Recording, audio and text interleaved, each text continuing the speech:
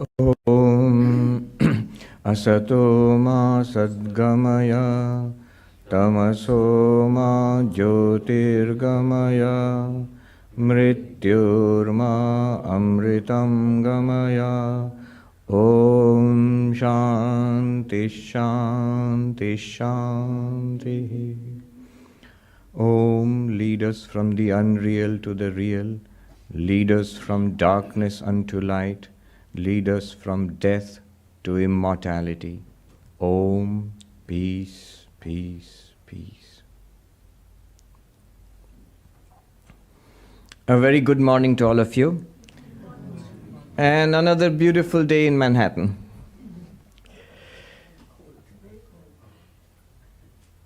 Today, we're going to discuss this subject, do we have free will? It's an old question. One reason I selected this subject is, this is a question which has been asked here on numerous occasions. Different people have asked on different occasions, do we have free will? Or sometimes it's put in another way. If everything happens by God's will, then I can do whatever I want then. Why should I be punished for doing something bad? Because God made me do something bad. So this is how it is put. But basically this is the question about free will. So is there free will? It seems like a question for philosophers, which it is. But in the Gospel of Sri Ramakrishna, you find a number of occasions, and today we will discuss it. On a number of occasions, is there free will? This question is raised, and Sri Ramakrishna says something. There's a debate between Girish Ghosh and Dr. Mahendranath Sarkar about the existence of free will, and then Sri Ramakrishna participates in that debate. So it's an interesting thing, and it's an ongoing thing, even till today.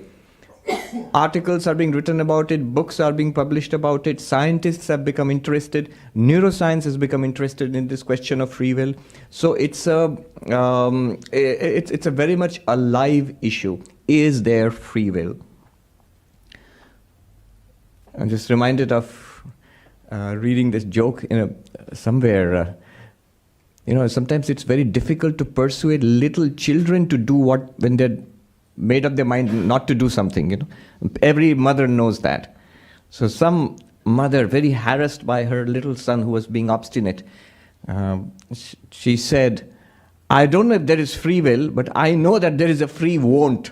A little kid. For today's discussion, I am going to draw heavily upon two recent articles. One by the well-known philosopher Professor Arindam Chakravarti, who wrote an article, gave a talk and wrote an article on why pray to a God who can hear the anklets on an ant's feet. He is referring to something in the Gospel of Sri Ramakrishna. Sri Ramakrishna said, somebody asked him, does God listen to our prayers? And Sri Ramakrishna said, yes, God can hear the anklets on the feet of an ant. That means God knows everything, basically. Now, Arindam Chakravarti asks this interesting question. If God knows everything, God knows what I want and what I need. So why do I have to pray to such a God?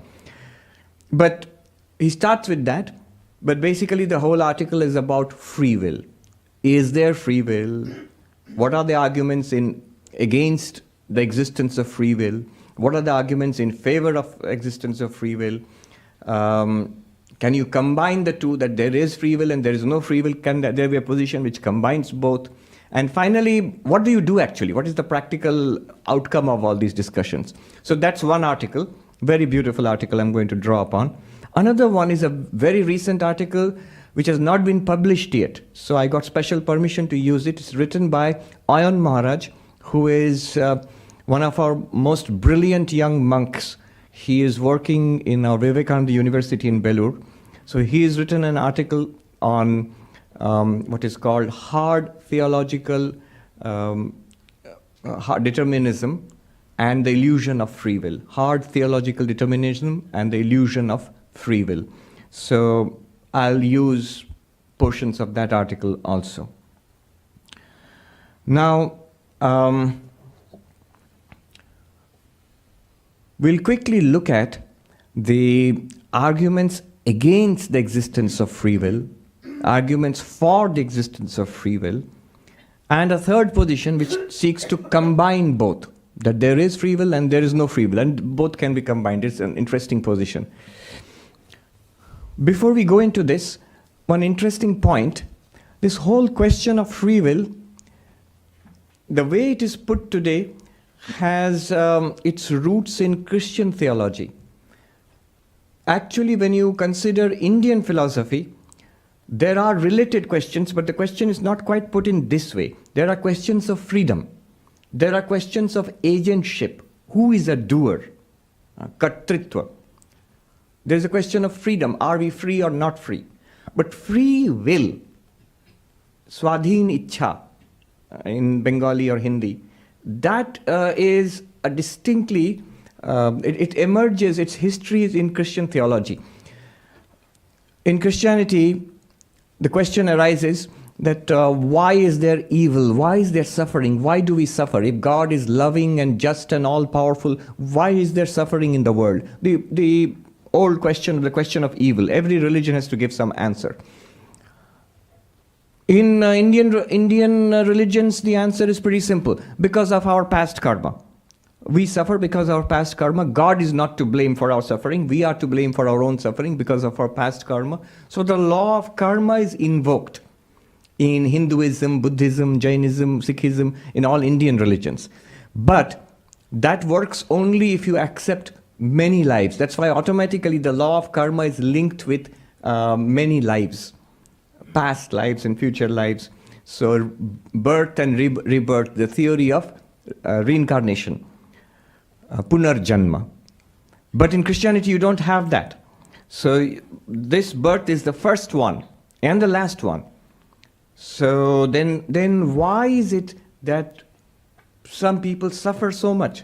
Say a baby is born in a society which is poor and starves and is prone to disease. Another baby is born in a society which is affluent and the baby is loved and taken care of. Where is the baby's fault? There's no past karma, because this is the first birth. So is God responsible? Now God has to be protected from responsibility, because otherwise God will be blamed for being partial, taking care of some and discriminating against others, but God cannot do that. God loves everybody.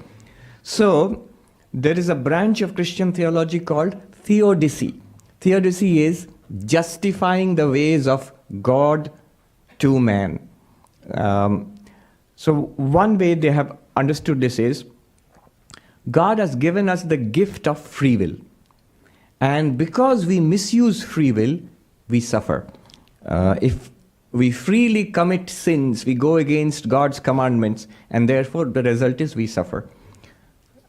You might say, wait a minute, you just gave the example of a baby. The baby has not yet started using free will, so why should one baby suffer and another baby not suffer?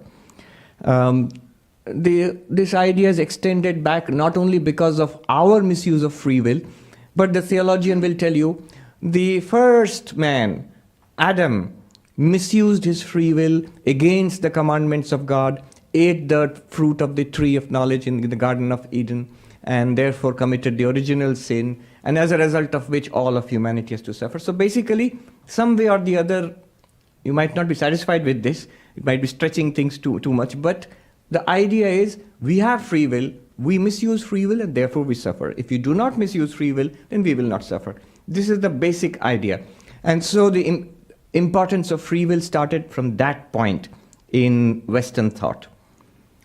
Why I'm saying this is, later on when we shall see Sri Ramakrishna discussing free will, he says, when the question is raised, is there free will? He says, where did you find this? In some English book?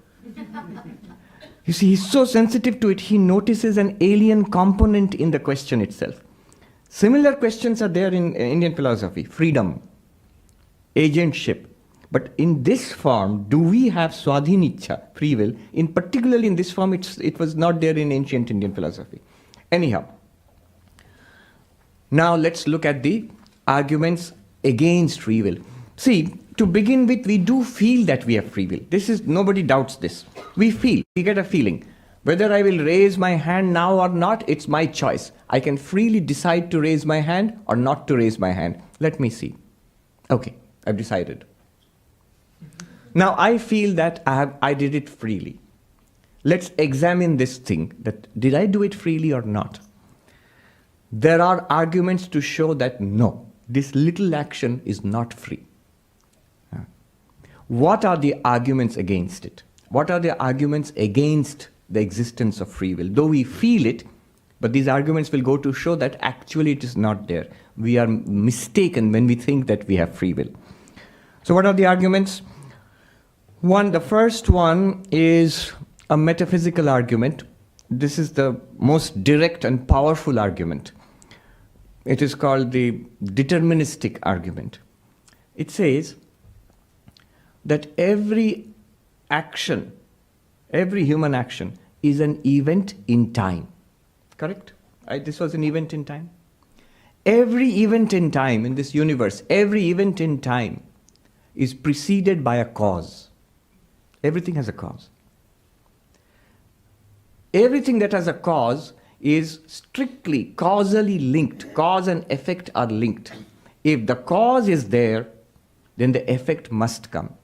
It cannot be otherwise. So if it is causally linked, it is causally determined, it could not have been otherwise. But the very essence of freedom is, it could be this way, it could be that way, it could be some other way. I can raise my hand, I can raise the right hand, I can raise the left hand, I may not raise the hand. I feel that way. But this argument from causal determinism says that you only feel that, but the causes have already been set in motion. So a cause leads to an effect. And that when the cause exists, before you do anything, the cause is already existing. Only thing is we do not know the cause. We may not know the cause. It may be something in my brain or somewhere. We may not know the cause, but the cause definitely does exist. Because every event in time is preceded by other events in time, which are some of them are causally linked to this event in time. If it is a part of a chain of cause and effect, then it is strictly determined. And you cannot say that it could have been this way or that way. No, it has to be that particular way. You only felt that you freely decided to raise your hand, but actually that's not so. There was some cause which made you raise your hand. So is that clear? That is the metaphysical argument. From causation, every act that we do is an event in time. Every event in time is preceded by its other events, which are causes. Some of them, we may not know the cause of a particular thing which we do, but the cause is certainly there. And if the cause is there, cause and effect are strictly linked. If that cause is there, this effect must come. Just as it is in the world outside, so it is for our own actions. Hence, there is really no such thing as free will, even if you feel that you have free will. Argument 1. The second argument is an argument from religion. The argument is this. It's an argument from God's omniscience. It's a theistic argument. The argument goes like this. That freedom means next moment what I'm going to do, I will decide whether to raise my hand or not. What I'm going to do right now, I cannot tell you. I will decide later on. You also cannot tell. Nobody can tell. That's the essence of freedom. That if you already know what's going to happen, then it's not free. So I don't know. I will decide now. If I know already, then my decision is already taken. It's not a free decision. In that case, nobody knows what's going to happen next, what action I will take. Then my action is free. But if God exists, one of the qualities of God is omniscience, sarvagya. Every religion which believes in God believes that God knows everything. If God knows everything, then God knows what decision I will take next, whether I will raise my hand or not. If God knows what decision I will take, then truly my decision is not free. Already somewhere somebody knows that I'm going to do this or that. Then in what sense is it free? I don't know, but God already knows what I'm going to decide. So the essence of freedom, that we cannot say what's going to happen, what I'm going to do next, that is not there. God can say, you're going to do this. So, from God's omniscience, and it need not be God. Suppose there's a religion which does not believe in God, say Buddhism. But they will say that Buddha is omniscient. At least some versions of Buddhism say that. So, Buddha will know. In that case, if it is already known what decision I will take, that decision cannot be, in some ultimate sense, it's not free. It's already known. That argument you get from God's knowledge, from the omniscience of God. Hence, there is no free will. If you believe in God, then there is no free will. Third is an argument from the law of karma. Law of karma is accepted by all Hindus, by all Buddhists, Jains, Sikhs. All the Indian religions accept some version of the law of karma. One Swami, he said, in Hinduism itself, so many varieties are there. There are Hindus who do not believe in God. There are Hindus who believe in God. There are Hindus who believe in the male form of God or the female forms of God or beyond male and female. In so many different ideas we have got about God, about the soul, about liberation, about sadhana, so many enormous range of variation in Hinduism, vast range of ideas, of beliefs and practices. But, that Swami said, one thing that all Hindus believe in, law of karma and reincarnation. So he said in Hindi, ye badi gambhir tattva hai. This is a very profound doctrine. Don't treat it lightly. God you can treat lightly. And there are some Hindus who do not believe in God. Buddhists don't believe in God. Jains also don't believe in God in that sense. So, but law of karma, everybody believes in that. So what is law of karma? Our past actions give rise to effects. Now, in a very strict sense, if you interpret the law of karma, then every event that happens in my life, whether physical or mental, is the result of my past karma.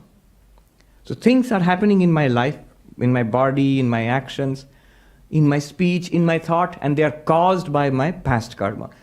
All Hindus may not believe in such a strict interpretation of law of karma, but suppose you believe in this. In that case, my decision to raise my hand, your decision to come to Vedanta Society today, you think it is freely chosen, but that decision is also a mental event. And that mental event has been caused by some past karma in this life or past lives. In that case, it is strictly determined. That result had to come. That thought had to come. That desire had to come in my mind. And then I had to act on that desire. How is it free? How is it free? If you believe in a strict version of the law of karma, then you must admit even my thoughts, desires, decisions are also the result of past karma. I personally don't believe in such a strict version of the law of karma. I believe certain tendencies are generated by our past karmas. But anyhow, suppose you believe in this. In that case, our decisions are also influenced by past karma. Mental acts are also influenced by, mental events are also influenced by past karma. From the law of karma, in this strict interpretation if you take, then there is no freedom. You can see this is a variation of that first argument, causality, cause and effect. The fourth argument is a modern form of the law of karma. We don't appeal to law of karma, but it's called the argument from psychological determinism. Psychological determinism. It says something very much like the law of karma. Mental acts are also events. Like physical acts, physical events have causes, so mental events also have causes. And so the causes will determine. It may be environmental causes, it may be genetic causes, it may be psychological causes, but they will determine my decisions. So my decisions which I take now are not really free. They are determined by past factors. The factors may be nature or nurture. Nature is my genetics, my genetic makeup. I'm compelled. I don't think I'm compelled, but I'm compelled by my genes or by my upbringing or by my society or by environmental factors. I'm compelled to act in a particular way, though I think it is my free choice, but it is not. So that is an argument from psychological determinism. Again, you can see it is just a variation of like the law of karma. 4 arguments I've gone through. The last one, which I've kept for the last on purpose, is a strange argument. But it's very interesting. It's a very different kind of argument. It's an argument from logic and language. It's called a logico-semantic argument. It goes like this. Any statement, a proposition, is true or false. And if it is true, you cannot make it false. If it is false, you cannot make it true. For example, if I say George Washington was the first president of the United States, it's true. There's no way you can make it false. It's done. It's a fixed fact in the past. You can't change it. It's true and it cannot be made false.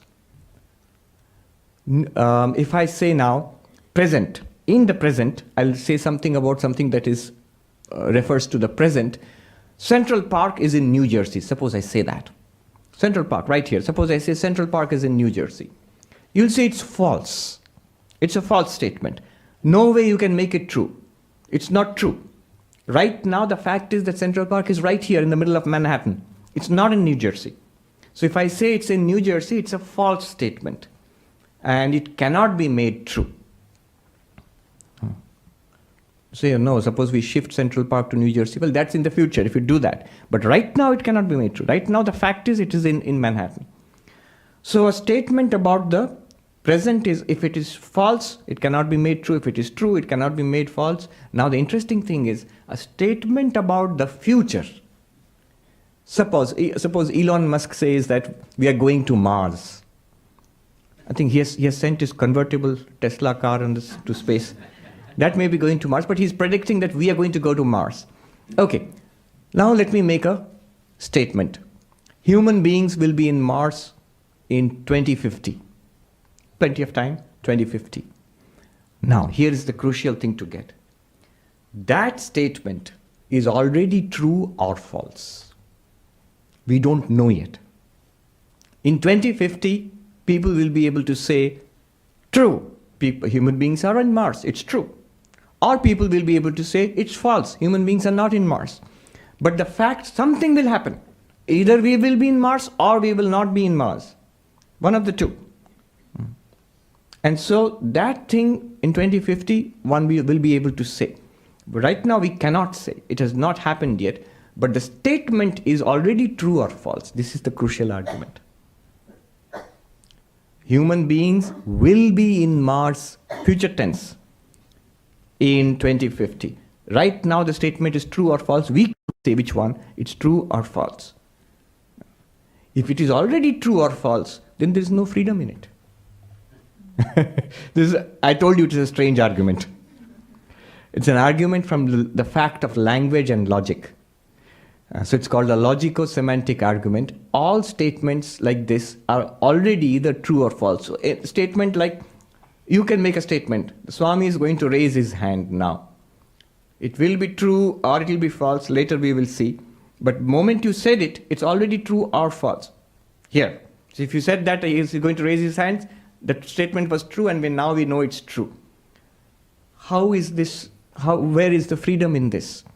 If the truth or falsity of each statement is already there, just unknown, then from a linguistic point of view, from a truth value point of view, there is no freedom.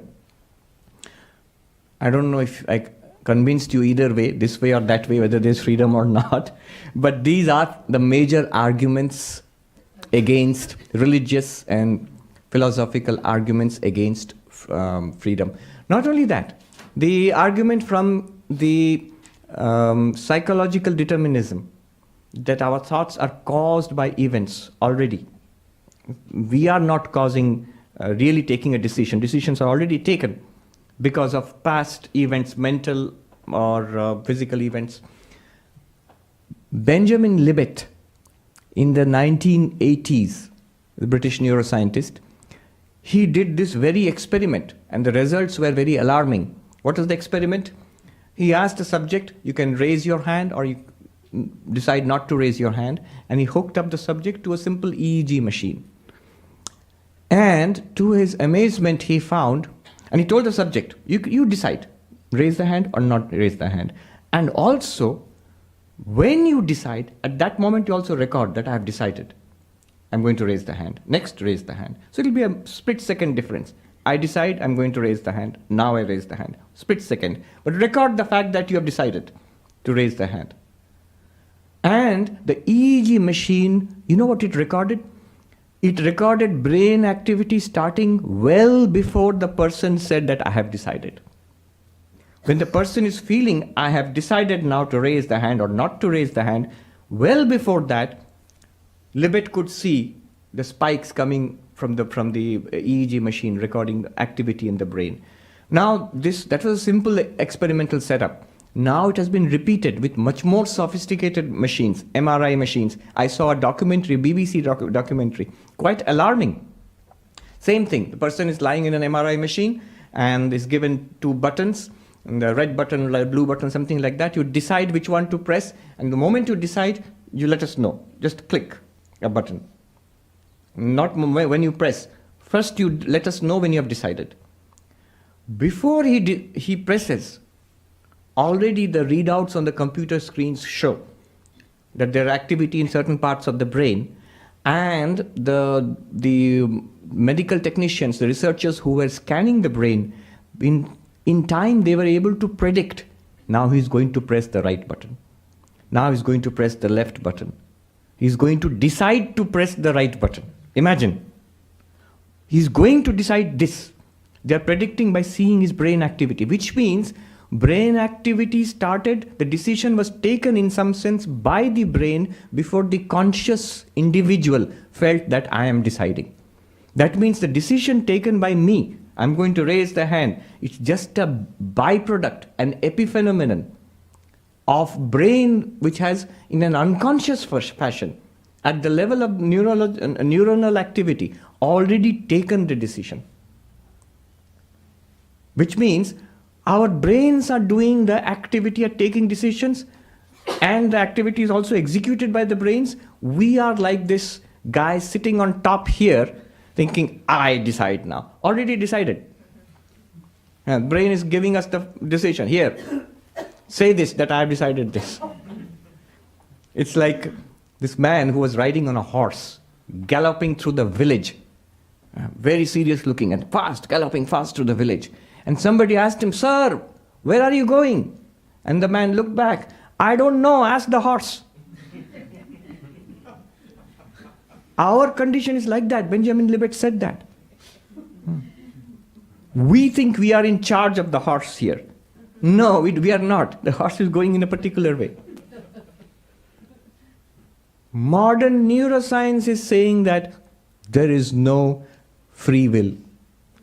There is an illusion of free will. You feel that you have free will, but the body has already decided. Brain, nervous system has already taken the decision. You are not taking decisions. Of course, questions have been raised about this experiment, but it's quite a shocking experiment. If you see the BBC, if you see it on YouTube, if you see the documentary, actually, it's quite alarming.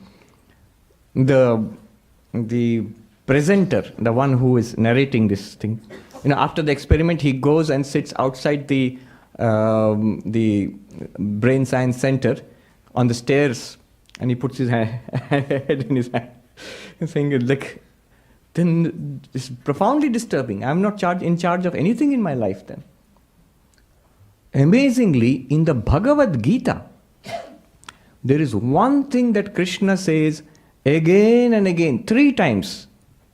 He says exactly this: all decisions are taken by nature.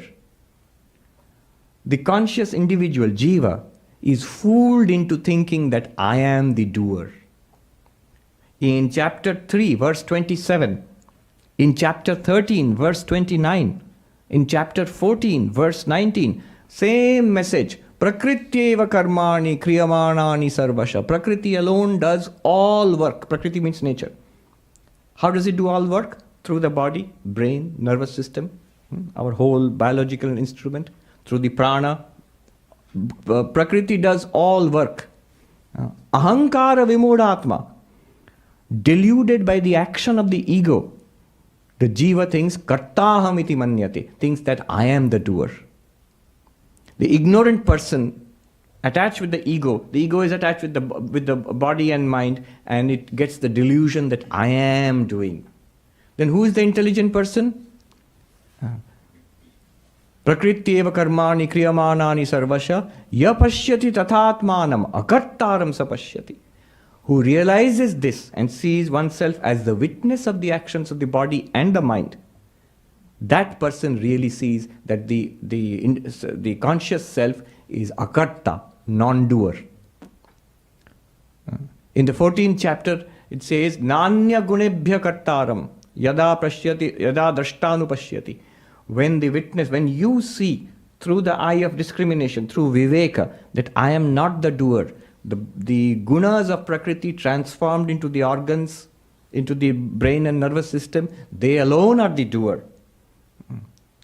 Then alone you realize that you are the witness self, you are the non-act, you are the non-agent consciousness. So madbhavam adhigacchati. That person becomes fit for saying, Aham Brahmasmi, I am one with the universal consciousness, with the one consciousness at the back of this entire game of Maya. The same thing which Benjamin Libet today says in the late 20th century, and today all the latest experiments are just reconfirming what Libet found. You find in the Bhagavad Gita thousands of years ago, repeated 3 times. Many of you look disturbed. Well, if you believe in free will and you would like to have arguments in favor of free will, let's have some arguments in favor of free will. Just the opposite. Let's have some arguments for free will. One argument for free will, the arguments in favor of free will, this idea that we actually have free will, this is called libertarianism. The opposite view is called determinism. So libertarianism is we have free will. First argument, it comes from introspection, self-observation. You see, our own introspection, when you look inside, the argument is very simple.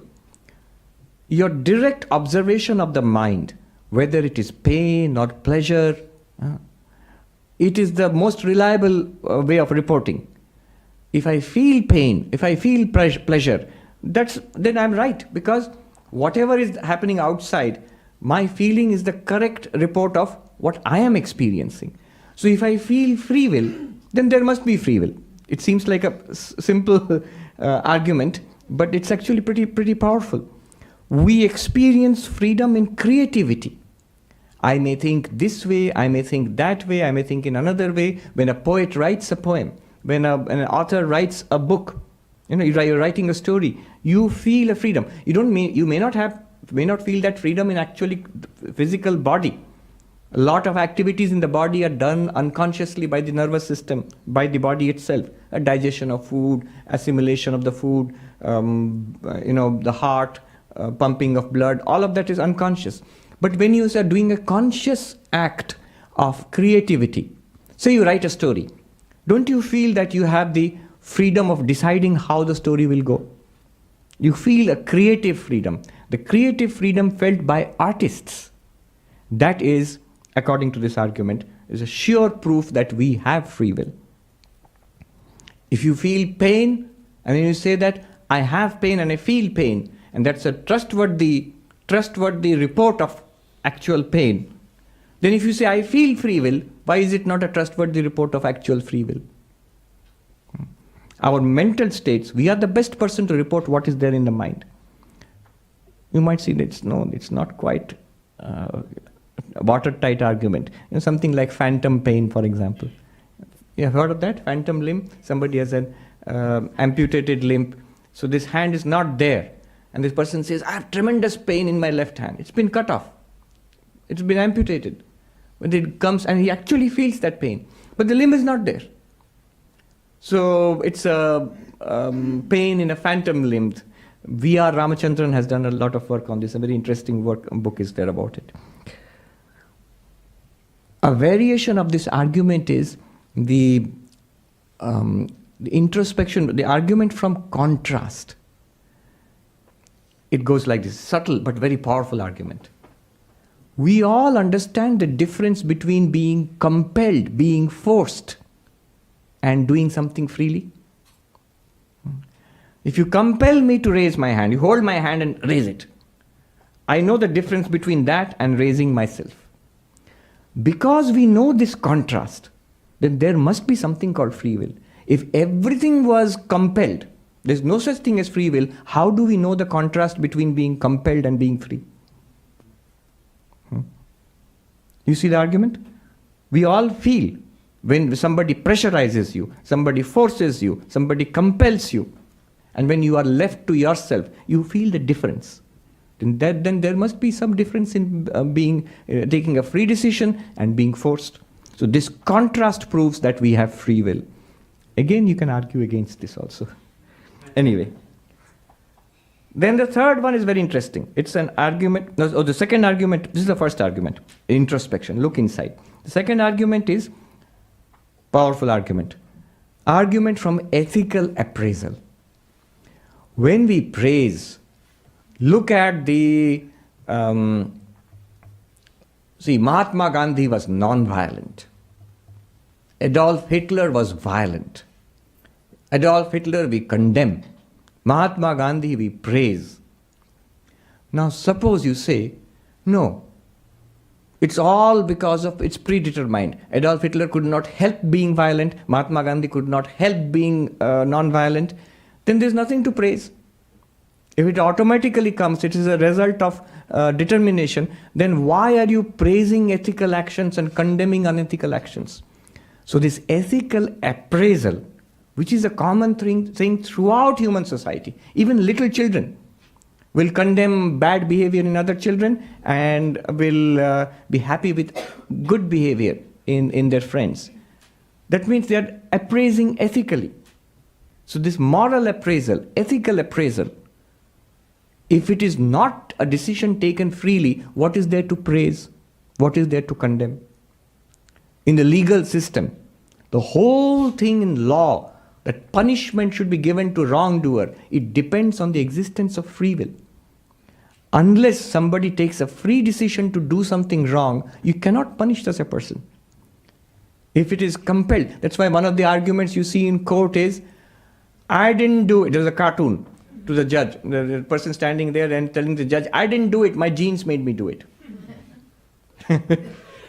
It sounds ridiculous, but variations of this argument have been used by lawyers. A plea from insanity. So if there's a plea from insanity, the sentence can be reduced, or the person may not be given a sentence, may be sent to a treatment facility. A plea from insanity. So a plea that because I was maltreated when I was a child by my caregivers, so I have got all these bad tendencies. So now I am blaming that something happened in my past which is forcing me. It's not out of my free will that I am doing it. Now I cannot be punished for it. So that means there is a component of free will. Otherwise, law, morality, all the entire legal system, even other than the legal system, the moral justification, you praise somebody, he has done good actions. This person sacrificed himself for others. This person exploited and cheated others. Condemn this person, praise that person. If you condemn somebody and praise somebody, you are affirming that there is free will. This person freely did good things. This person freely did bad things. Hence, it should be condemned, that person should be praised. So this is a simple argument, but powerful argument from free will, from ethical appraisal. The third argument in favor of free will, and that's the last one, is again a very interesting argument, very simple. It says that those who argue against free will, are they not saying, here are the arguments, listen to the arguments and then you must accept that there is no free will. The must accept. I'm going to give you 1, 2, 3, 4, 5 arguments. Listen to them. Then you should be convinced that there is no free will. Must be convinced. Should be convinced. Must be, should be, depends on my free will. Right? Without free will, If I have free will, I can say, I am convinced by your argument. I am not convinced by your argument. I am confused by your argument. I can freely say this in response to your arguments. That's why you have to plead. When a lawyer pleads to the judge and the jury, here I have presented my evidence, then you must decide in my favor, in the favor of my client. Then you must decide, you should decide. That means I'm appealing to your free will. So even the arguments which you are providing against free will, I want you to be convinced by those arguments. That means I accept implicitly that you have the freedom to be convinced or not to be convinced. So this is one kind of argument for that. He calls it argument from pragmatic self-refutation. The arguments of those who are against free will, they automatically refute themselves because you are giving arguments to prove it. The another position is, no, free will and determinism can be combined. It's not that they are contradictory. You say, how? Free will and no free will, they're not contradictory. How? Two examples are given. One is a person who gets the same example of raising the hand. Suppose a person gets Alzheimer's, or the person gets Parkinson's, or the person gets a stroke and the right side is paralyzed. Okay? And now the person is willing, I want to raise my hand, but unable to raise the hand. In contrast to this, I can raise the hand. How am I raising the hand? The brains are sending signals through the nerves, and the nerves are contracting and relaxing the muscles, and the hand is raised. This whole chain of events is deterministic, is perfectly mechanical. One thing leading to another, right? So deterministic chain of events enables me to raise my hand freely. If this determinism fails, then the person wills that I will raise my hand, unable to raise his hand. In the case of a person who has got a stroke or paralyzed. So without determinism, one cannot exercise one's free will. And to exercise one's free will, one needs a deterministic causal chain of events. Who is more free? I can raise my hand, or the patient who's lying in the bed unable to raise the hand? Who is more free? Who do you think is more free? The person who can raise the hand is more free, but the person is using a completely deterministic chain of events to exercise his or her freedom. So determinism and freedom of the will are not contradictory. To exercise your freedom of the will, you need these causal chains, these deterministic sequences. Another example is a mathematician. A mathematician generates theorems. There's a monk, a friend of mine, who is a famous mathematician, and he defined a mathematician as, a mathematician is a machine who converts coffee into theorems. Drinks a lot of coffee and generates theorems.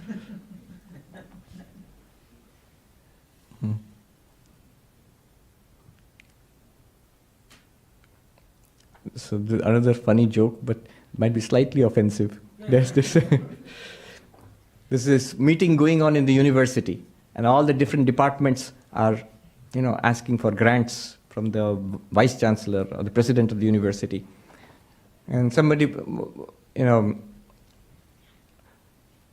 this physics department asked for a grant, and then the mathematics department said, look, sir, if you give them grants, their machines are so expensive.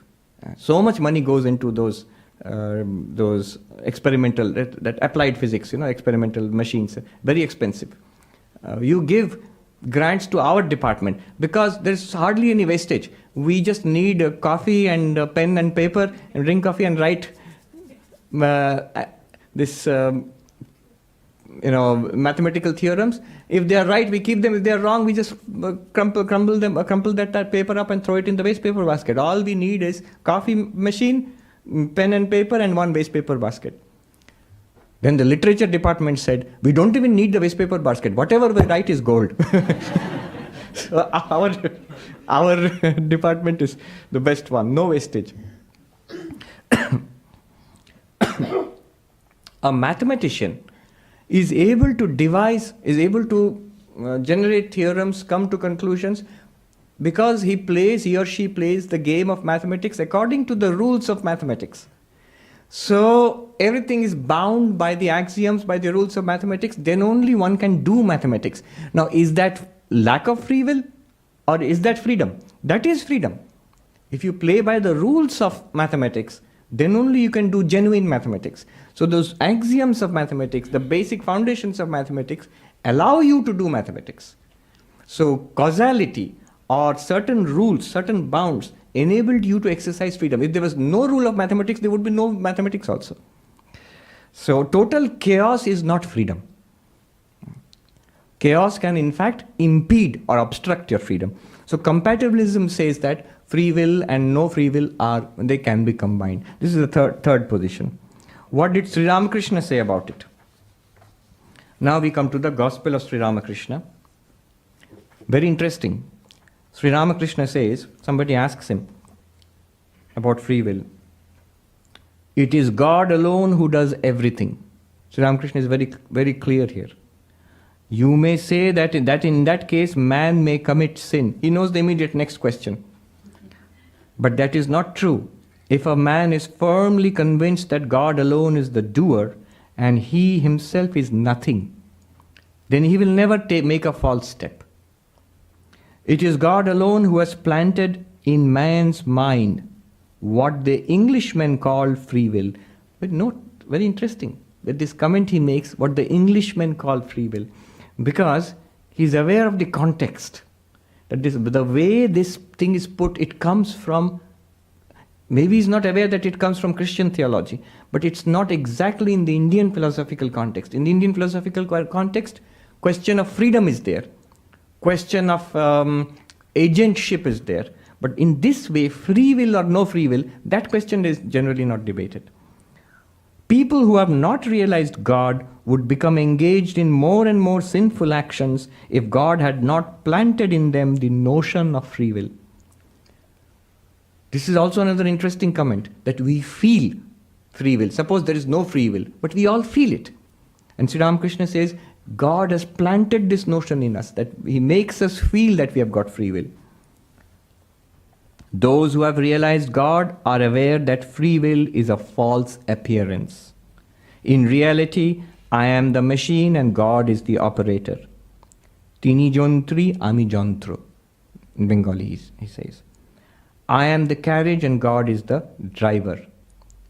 Ami rotho, tumi rothi. I am the chariot, you are the charioteer.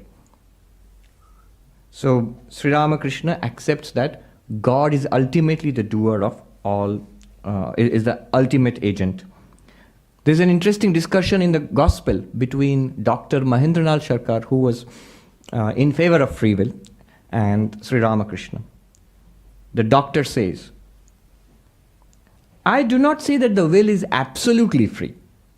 Very interesting, very intelligent position. I do not say that the will is absolutely free. Suppose a cow is tied with a rope. She is free within the length of that rope. The farmer ties the cow to a tree. Now the cow may wander around in the circumference of that circle described by the rope, by the radius of that rope, and eat grass or may sit quietly. That much freedom the cow has. She is free within the length of that rope, but when she feels the pull of the rope, so then Sri Ramakrishna says, Jadu Malik also gave that illustration. Another devotee, who was a very rich householder who lived nearby, Dakshineshwar. Sri Ramakrishna says, yes, I have heard this example of the cow tied to the tree. Jadu Malik also gave that example. And then he says, is it mentioned in some English book? Look here, if a man truly believes that God alone does everything, that he is the operator and man is the machine, then such a man is Jivan Mukta. He defines Jivan Mukta, an enlightened person, free while living, is a person who realizes God does everything. Thou dost thine own work, men only call it theirs. Tomar karmo tumi karo ma, loke bale koriyami.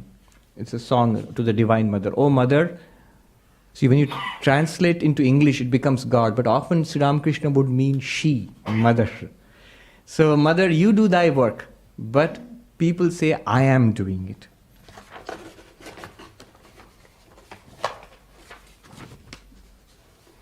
Another place, Sri Ramakrishna says, I say, oh mother, I am the machine and you are the operator, same thing. I am inert and you make me conscious. I do as you make me do. I speak as you make me speak. Then he adds, this is the interesting thing, but the ignorant say, I am partly responsible and God is partly responsible. In Bengali, the exact words are, Kotok ami korchi, kotok tini korchen. Who says this? We think that's a good position to take. He says, Ajnani wale. The ignorant say this. Again, he says, a man becomes a Jivan Mukta when he knows that God is the doer of all things. Where is man's free will? All are under the will of God. Another interesting portion when Girish Ghosh is debating with Dr. Mahendranath Sarkar. Girish Ghosh, he feels that everything is done by God. And Dr. Sarkar feels that no, we have certain amount of free will. The debate is going on and Sri Ramakrishna intervenes. So this is very interesting, again from the Gospel. Girish Ghosh was he's debating about free will with Dr. Sarkar. In response to Sri Ramakrishna's assertion that everything is determined by God's will, Dr. Sarkar claims, but God has given us free will. I can think of God or not as I like. Taking Sri Ramakrishna's side, Girish Ghosh says to Dr. Sarkar, you think of God or you do some good deed because you like to. Really, it is not you who do these things, but your liking of them that makes you do so. This is that psychological determinism. You see, we think, I am going to raise my hand, I think that. I have decided. But the decision came as a series of thoughts. And where did the thoughts come from? If I introspect, the thoughts have bubbled up from some unconscious depth. Did I generate those thoughts? No. So he says, your liking makes you do it. You don't do it. Sri Ramakrishna says, he intervenes in the debate. Sri Ramakrishna says, in order to do anything, one must have a belief about something and feel joy at the thought of what he believes. Only then does he set about performing the work. Suppose a jar of gold coins is hidden underground. First of all, a man must have the knowledge or belief that there is a jar of gold coins. He also feels joy at the thought of that jar of gold coins. Then he begins to dig. As he removes the earth, he hears a metallic sound that increases his joy. Next, he sees the corner of the jar that gives him more joy. Thus, his joy is ever on the increase. Now, all this comes from the desire. Where did the desire come from? Where did the knowledge or belief come from?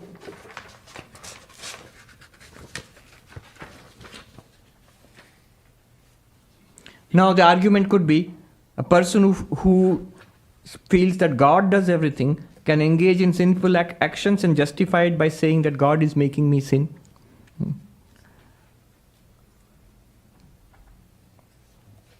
Actually, in the Mahabharata, you find Duryodhana. Sri Ramakrishna actually refers to that later on. In fact, there is a place where Sri Ramakrishna refers to. There's a that's coming. I'll go to that portion. A Brahmo devotee from the Brahmo Samaj has come, and they are having a debate. So another debate about free will in the gospel itself. The Brahmo says this very thing. If it is God who makes me do everything, then I'm not responsible for my sins. This is a question which comes up. Sri Ramakrishna says, yes, Duryodhana also said that. O Krishna, I do what thou seated in my heart makest me do. The story is, often some people say that, why did Krishna teach the Gita to Arjuna? If Krishna taught the Gita to the villain, Duryodhana, it would have prevented the terrible war. Why not tell good things to the bad guys? Why tell good things to good guys? The thing is, if you look at the story, Krishna actually tried to teach Duryodhana. He goes to Duryodhana and says, look, what you are doing is evil. It's not good. Don't do it. This is good action, do this. This is evil action, don't do that. Dharma and adharma. And Duryodhana's answer was stunning. He says, I know what I am doing is bad. I know what is good. I know what is bad. That's not my problem. You don't have to teach me what is right and wrong. And Janami dharmam, nachame pravritti. I know what is good. That's not my problem. What's my problem? I know what's good. I don't feel like doing it. Janami adharmam, nachame nivritti. I know what is bad, what I'm doing. What are all the things that I've done, the bad things. I know that it's bad. But that's not my problem. My problem is I like doing it. I can't stop myself. Then why are you doing it? If you know it's bad, then why are you doing it? If you know it's good, why don't you do it? Kenapi devena hridistitena yatha niyojito asmi tatha karomi. There is some power within me, some force within me, which forces me along this path, and I can't help it. I know that's good, but I don't feel like doing it. I know that's bad. I can't stop myself. And this is the heart of the human tragedy, actually. We know what is good. We know what is bad. But often we cannot do what is good. And often we cannot prevent ourselves from doing what is bad. And we consciously, that's where guilt comes from. Guilt comes from knowing something is bad and doing it. And then why did I do it? Remorse. So Sri Ramakrishna says, yes, Duryodhana also said that. Oh Krishna, I do what thou seated in my heart makest me do. God is making me do this. All the bad things. Then what is the response to that? Sri Ramakrishna says, if a man has the firm conviction, in Bengali, thik bishas, that God alone is the doer and he is his instrument, then he cannot do anything sinful. He who has learned to dance correctly never makes a false step. Then the crucial statement, one cannot even believe in the existence of God until one's heart becomes pure. Now, very interesting. It means if somebody uses this excuse, oh, so there is no free will, God is making us do everything. In that case, I am doing all these bad acts, God is making me do it. Why are you blaming me? That person is being deceitful. That person really does not believe deeply in the existence of God. Neither does that person feel that God is doing. That person actually feels, I am doing it. Now I've got a nice excuse. So, genuinely if a person feels the presence of God, genuinely if a person's mind and intellect or heart are on God, that person will not do anything bad. Sri Ramakrishna gives the example of Ramericha. It's all Rama's wish. You know the story of the weaver who was weaving, and one late night robbers came. They were running away after robbing a house, and the police chased those robbers, and the robbers kept all the stolen goods in front of the weaver and they ran away. And the police came and saw all the stolen goods in front of the weaver. They caught hold of the weaver and dragged him off to jail. Next morning he was produced before the judge. And the people of the village said, oh, he's a pious person, he couldn't have stolen. Meanwhile, the robbers were discaught or something like that, and the judge let that man go, and the weaver came and started weaving again. And then they asked him about it. What happened? He says, by Rama's wish, I was weaving. And by Rama's wish, there was a robbery. And by the wish of Rama, the robbers came this way. And by the wish of Rama, the police chased them. And by the wish of Rama, they dumped those goods in front of me. And by the wish of Rama, the police thought that I was the thief. And by the wish of Rama, they dragged me to jail, where by the wish of Rama, I spent the night. Next moment and morning, by the wish of Rama, the judge, out of his kindness, freed me. And by the wish of Rama, I'm back here again. Now, a genuinely devoted person would hold on to that no matter what is happening, good or bad. So that is what Sri Ramakrishna says. Who has deep devotion to God will do that. Swami Vivekananda himself, he was asked about free will, and his answer was very interesting. He said, it's a contradiction in terms. Free will is a contradiction in terms. There is freedom and there is will. The will is a chain of mental events. See, the same argument. it is within causation. He put it very powerfully. From freedom we come, and in bondage it becomes will, and from bondage we go to freedom again. So it's not free will, it's freedom. It's not free will now, it is will within causation. That's what he calls bondage. And when we get enlightenment, freedom, then we attain our status as the ever free Atman. But then there is no question of will at that time. In the ultimate reality, in Brahman, Satchidananda, there is no question of will.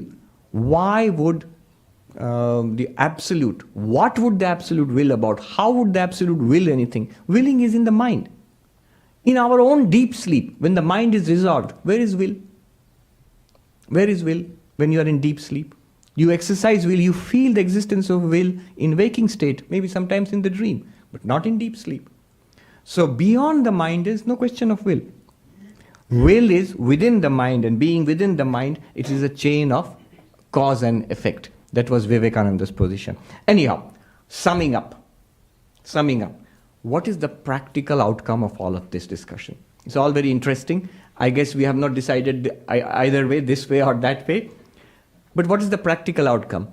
A very beautiful conclusion is drawn by the philosopher Arindam Chakravarti at the end of his article. He says, there are these three stages. When you ask, do we have freedom of will? The first answer is when we look at our lives, yes. Second answer is when we look through philosophy, religion, science, neuroscience. Answer is no. No free will. And when we look beyond that to the enlightened person, the Jivan Mukta, yes, freedom. No free will, but freedom. So then we have stage one, straight away when it looks like on prima facie, there is free will. Upon investigation, scientific investigation, philosophical investigation, neuroscientific, religious teachings, no free will.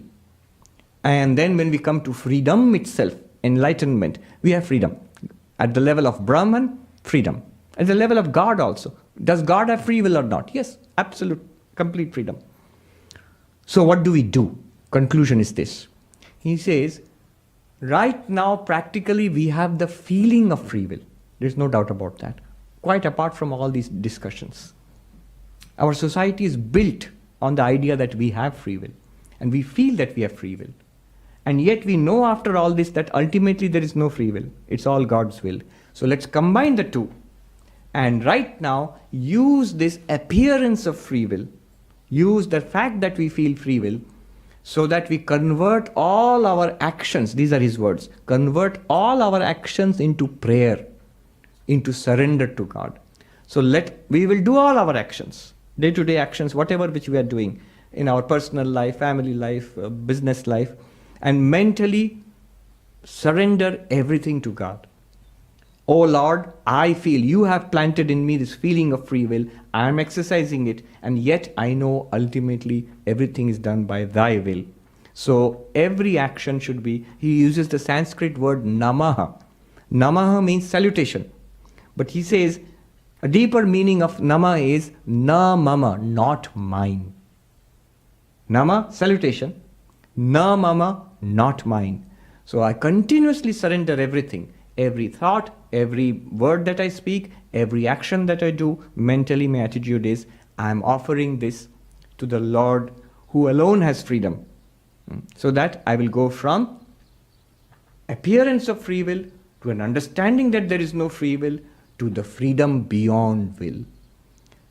So this is the conclusion which I liked very much. I think this is very much in tune with spiritual life.